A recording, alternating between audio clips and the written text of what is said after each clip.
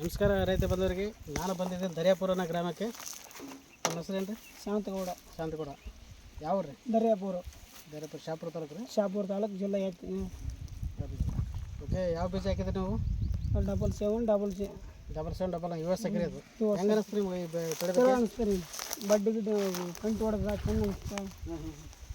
ಇದರ ಗುಣಲಕ್ಷಣಗಳು ಏನಂದರೆ, ಇನ್ನೊಂದು ಇವು ಪೆಂಟಿ ಜಾಸ್ತಿ ಹೊಡಿತಾರೆ ಇದು ಸಗ್ಗಿದ್ದು. ನೋಡ್ರಿ, ಇನ್ನೊಂದು ಸೊಪ್ಪಿನ ಭಾಳ ಹಚ್ಚಿಗಲ್ತ್ರಿ, ತೆನಿನ ಭಾಳ ದಪ್ಪ ಬರ್ತಾ. ಇನ್ನೊಂದಿನದ ಇಳುವರಿನೇ ಜಾಸ್ತಿ ಬರ್ತಾರೆ ಇದು. ಹಂಗಾಗಿ ಜಾಸ್ತಿ ರೈತರು ಇದೇ ಹಾಕ್ತಾರೆ ಬೀಜ ರೀ.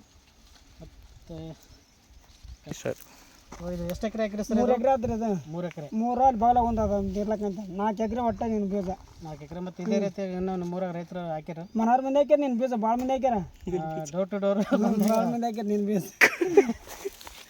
ಇನ್ನೊಂದು ಇದು ಎಷ್ಟು ದಿನದ ಬೆಳೆ ಇರೋದು? 2 ತಿಂಗಳು ಆಯ್ತು ರೀ. 2 ತಿಂಗಳು ಬೆಳೆ ಆಯ್ತು. ಇನ್ನೊಂದು ಏನಾದ್ರು ತೆಗೆ ಕಟ್ಟೋ ಟೈಮಿಗೆ ಒಂದು ಸ್ವಲ್ಪ ಬಂದು ವಿಸಿಟ್ ಮಾಡ್ತೀವಿ. ನಮಸ್ಕಾರ.